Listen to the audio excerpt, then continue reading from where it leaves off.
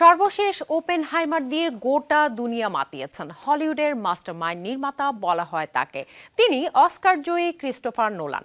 এবার নতুন প্রকল্পে হাত দিয়েছেন এই পরিচালক। প্রযোজনা প্রতিষ্ঠান ইউনিভার্সাল পিকচার্স জানিয়েছেন নোলানের আগামী সিনেমার নাম দ্য ওডিসি। গ্রিক কবি হোমারের মহাকাব্য অবলম্বনে সিনেমাটি বানাবেন তিনি।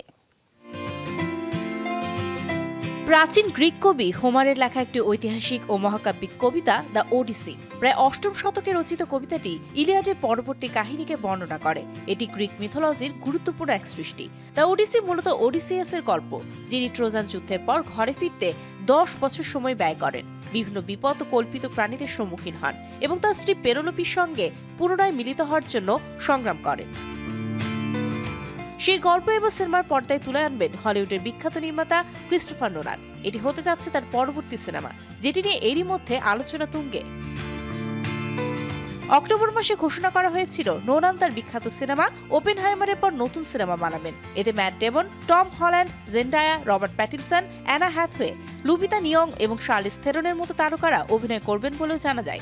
অবশেষে ইউনিভার্সাল পিকচার্স আনুষ্ঠানিকভাবে নোলান পরিচিত দ্য ওডিসি সিনেমার নাম ঘোষণা করেছে। ইউনিভার্সাল পিকচার্স তাদের এক্স পেজে পোস্ট করে জানায়, ক্রিস্টোফার নোলানের পরবর্তী সিনেমা দ্য ওডিসি একটি অ্যাকশনধর্মী ও রোমাঞ্চে ভরপুর সিনেমা হতে যাচ্ছে। বিশ্বের বিভিন্ন স্থানে এর শুটিং করা হবে।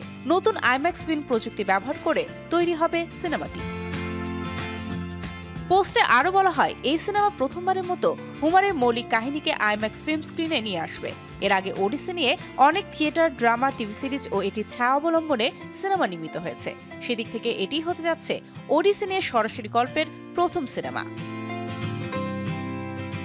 এখন পর্যন্ত সিনেমার কোনো চরিত্রের পরিচয় নিশ্চিত করা হয়নি, তবে ওপেনহাইমারে নোলানের সঙ্গে কাজ করা ম্যাট ডেমনকে প্রথম শিল্পী হিসেবে ঘোষণা করা হয়েছিল। সেটিকে ওডিসিয়াসের চরিত্রের জন্য আভাস বলে মনে করছে হলিউড গণমাধ্যমগুলো। দ্য ওডিসি 2026 সালের 17 জুলাই বিশ্বব্যাপী প্রেক্ষাগৃহে মুক্তি পাবে।